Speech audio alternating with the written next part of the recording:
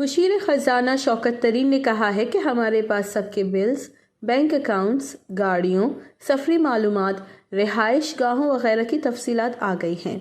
اب ہم artificial intelligence کا استعمال کر کے آمدن کا تخمینہ لگائیں گے اور ٹیکس کا بل بھیج دیں گے۔ اسلام آباد میں کامیاب جوان کنونشن سے خطاب کرتے ہوئے مشیر خزانہ نے کہا ہے کہ تاجروں سے ملاقات میں ان پر واضح کر دیا ہے کہ ٹیکس تو ہم سب کو دینا پڑے گا، اگر آپ ٹیکس نہیں دیں گے تو ہم ترقی نہیں کر سکتے۔ انہوں نے مزید کہا کہ اگر ٹیکس نہیں دیں گے، جیسا کہ 70 برسوں سے نہیں دے رہے، تو بھول جائیں، ٹیکس دینا پڑے گا۔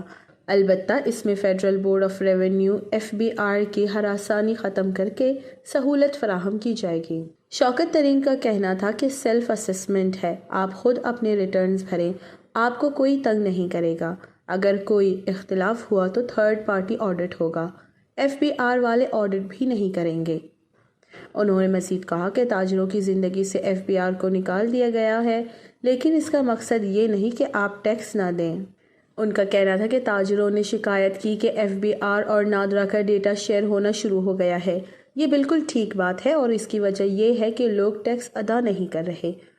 انہوں نے بتایا کہ ہمارے پاس سب کا ڈیٹا آ گیا ہے، بلز، بینک اکاؤنٹس کی تفصیلات، گاڑیوں کی مالیت، سفری معلومات، رہائش گاہوں، سب کی تفصیلات ہمارے پاس ہے اور اب ہم آرٹیفیشل انٹیلیجنس کا استعمال کر کے آمدن کا تخمینہ لگا لیں گے۔ اس طریقے سے آمدن کا 88% تک درست تخمینہ لگا سکتے ہیں، جس کے بعد ایک بل بھیجا جائے گا جس میں جبر نہیں بلکہ درخواست کی جائے گی کہ یہ آپ کی آمدن ہے اور یہ ٹیکس ہے۔ اگر آپ کے خیال میں درست ہے تو آپ اپنا ٹیکس ادا کریں۔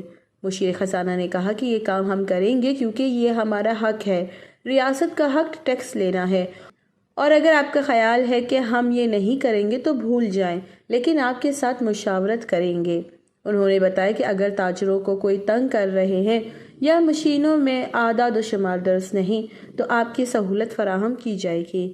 ہمارے ساتھ مل کر بیٹھے، ہم آپ کی مشکلات دور کریں گے، لیکن یہ ملک آپ کا اپنا ہے، آپ ٹیکس نہیں دیتے تو آپ کو ووٹ کا بھی حق نہیں ہے۔ شوکت ترین نے کہا، بہت سے لوگ یہ کہتے ہیں کہ حکومت کوئی سہولت نہیں دیتی اس لیے ہم ٹیکس نہیں دیتے۔ آپ سڑکیں استعمال کرتے ہیں، بجلی استعمال کرتے ہیں، بہت سے تو بجلی کے پیسے نہیں دیتے۔ پولیس فوج آپ کا دفاع کرتی ہے، اس کے لیے پیسے کہاں سے آئیں گے؟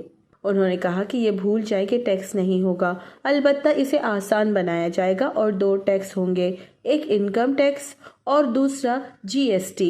باقی withholding tax, turnover tax کو آئندہ 2 سے 3 سال میں ختم کر دیا جائے گا۔ مشیر خزانہ نے کہا کہ ان ٹیکسز کو ختم کرنے کا مقصد یہ ہوگا کہ آمدن ہو تو ٹیکس ادا کرے، ابھی تو نقصان بھی ہوتا ہے تو ٹیکس ادا کرنا پڑتا ہے، جس کی تک نہیں بنتی۔